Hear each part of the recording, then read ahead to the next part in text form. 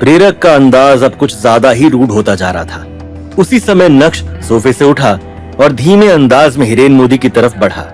मैंने तो सुना था कि आप बहुत रीजनेबल इंसान हैं, लेकिन यहाँ तो कहानी ही गलत है। आप तो हार्टलेस हैं। इसका जो मन कर रहा है वो ये बोल रहा है। क्या आप इसी तरह खामोश रहते हुए ये सब देखते रहेंगे? प्रेरक को लगा कि अब सिचुएशन पूरी तरह से उसके कंट्रोल में है। अपनी अकड़ दिखाने के चक्कर में उसने नक्श का हाथ पकड़ लिया, लेकिन अगले ही पल कुछ ऐसा हुआ कि प्रेरक को दिन में ही तारे नजर आने लगे। नक्श ने अपने लंबे पैरों का इस्तेमाल करते हुए प्रेरक के पेट में एक जोरदार लात मार दी थी। तेरी ये हिम्मत कि तुम मुझे मारेगा? अगर आज मैंने तुझे जान से नहीं मारा तो मेरा नाम भी प्रेरक मोदी नहीं। यंग मैन, तुम्हें नहीं लगता कि ये कुछ ज्यादा हो रहा है? अच्छा, ये आपको ज्यादा लग रहा है? जाइए जरा अपने स्टाफ से पूछिए कि नीचे जो कुछ भी हुआ क्या वो ज्यादा नहीं था? मुझे नहीं लगता कि आज का ये मैटर पीसफुली खत्म होने वाला है। ओह, तो मैं ये जानने के लिए बहुत क्यूरियस हूँ कि आप इस मैटर को कैसे डील करने वाले हैं। बस बहुत हो गया।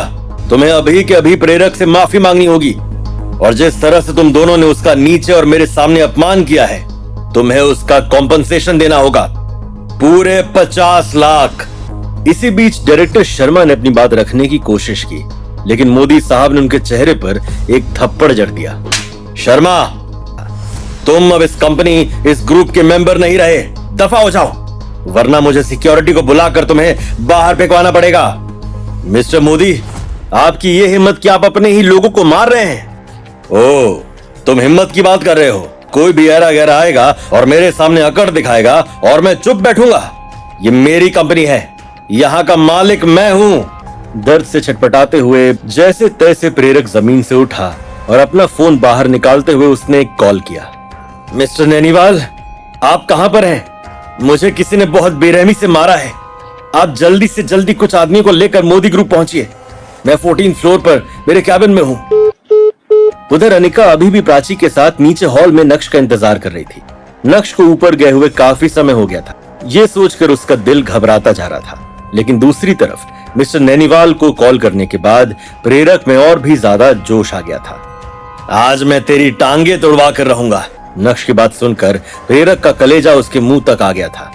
गुस्से से बिलबिलाते हुए प्रेरक नक्श की तरफ तेजी से बढ़ा, लेकिन इससे पहले कि वो नक्श पर हमला करता, नक्श ने उसके चेहरे पर एक जोरदार तमाचा जड़ा। मुझे लगता है कि तुम्हें अपनी जिंदगी से प्यार नहीं है। कुछ इसी तरह आपने भी डायरेक्टर शर्मा को अभी थप्पड़ मारा था। बस मुझे सूद समेत वापस करना था, मैंने कर दिया। लड़के, या तो तू तेरी गलती की हम दोनों से माफी मांग ले और कॉम्पनसेशन भर के यहाँ से चला जा, या फिर तुझे अब मरना ही होगा। और अगर मैं इन दोनों में से कुछ भी चूज ना करूं तो तेरे पास बस ये 2 चॉइसेस ही हैं। जैसे ही मोदी साहब के मुंह से ये शब्द बाहर आए, उसी समय अचानक से कैबिन का दरवाजा खुला। डायरेक्टर मोदी से यहाँ साइन लेना, ये बोलते हुए एक लड़की कुछ लोगों के साथ कैबिन में बढ़ी। उस लड़की को देखकर मोदी साहब के चेहरे पर अचानक से स्माइल आ गई। अरे नंदिता जी, आप यहाँ क्या कर रही हैं? कैबिन में घुसने के बाद सेक्रेटरी नंदिता ने मोदी साहब को देखा भी नहीं और सीधा उसके कदम नक्श की ओर बढ़े। सर, आप यहाँ क्या कर रहे हैं? नंदिता जी, अभी आपने इसको क्या कहा? डायरेक्टर मोदी ये भानुशाली ग्रुप के नए सीईओ हैं, शो सम रिस्पेक्ट।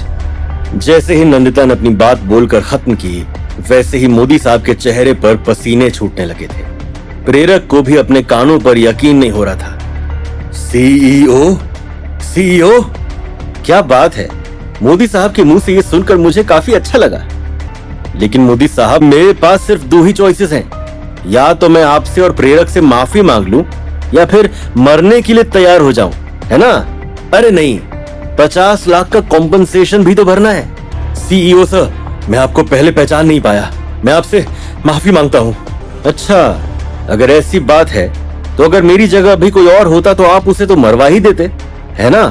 मोदी साहब को समझ नहीं आ रहा था कि वो इस सवाल का क्या जवाब दें। 1 मिनट बाद अचानक से मोदी साहब ने प्रेरक पर चिल्लाते हुए कहा, अब उधर क्या खड़ा है? मेरी मैयत में आया क्या? इधर आ, सीईओ सर से माफी मांग। सीईओ सर, सॉरी, मुझसे गलती हो गई। तुझे किसने हक दिया कि तू किसी को मेरी कंपनी से बाहर निकालेगा? तू चाहता है कि सीईओ सर तेरे सामने झुके? बेशरम, निकल यहां से। थोड़ी देर तक तमाशा कुछ इसी तरह चलता रहा। और उसके बाद जब मोदी साहब थक गए, अपने आप को संभालते हुए बोले, सीईओ सर, प्रेरक बिल्कुल भी सेंसिबल नहीं है। मैंने आपकी तरफ से उसे अच्छा खासा सबक सिखा दिया है। प्रेरक सेंसिबल नहीं है और आप बिल्कुल भी रीजनेबल नहीं है। जैसे ही नक्श के मुंह से ये शब्द बाहर आए, वैसे ही कैबिन का दरवाजा फिर से खुला और एक हट्टा कट्टा इंसान अपने आदमियों को लेकर कैबिन के अंदर दाखिल हुआ। उन सभी के हाथों में बेसबॉल बैट थे। डायरेक्टर मोदी, कौन है जिसने आपको प्रवोक किया? बताइए, उसकी कहानी अभी खत्म कर देते हैं। तुम्हें यहाँ आने के लिए किसने कहा? डायरेक्टर मोदी, आप मुझे क्यों मार रहे हैं? डायरेक्टर मोदी बस इतना चाहते थे कि नक्श उन्हें किसी भी तरह माफ कर दे, और इस चक्कर में वो पूरी तरह से आउट ऑफ कंट्रोल हो गए थे। मुझे कुछ नहीं हुआ है, जल्दी से अपने आदमियों को लेकर यहाँ से निकल जाओ। मिस्टर नैनीवाल जमीन से उठे और अपने आदमियों को लेकर उस कैबिन से बाहर निकल गए। सॉरी सीईओ सर, मैं आपको पहचान नहीं पाया। लेकिन क्या प्रेरक की ये माफी नक्श करेगा एक्सेप्ट? आखिर नक्श ने इतना कुछ होने के बाद भी मोदी ग्रुप से अपने रिश्ते खत्म क्यों नहीं किए? क्या आज अनिका के सामने भी नक्श की असलियत बाहर आने वाली है? ये जानने के लिए देखिए अगला एपिसोड सिर्फ पॉकेट एफएम के यूट्यूब चैनल पर, और इंस्टा एम्पायर के सारे एपिसोड्स को सुनने के लिए डिस्क्रिप्शन में दी गई लिंक से डाउनलोड कीजिए पॉकेट एफएम ऐप।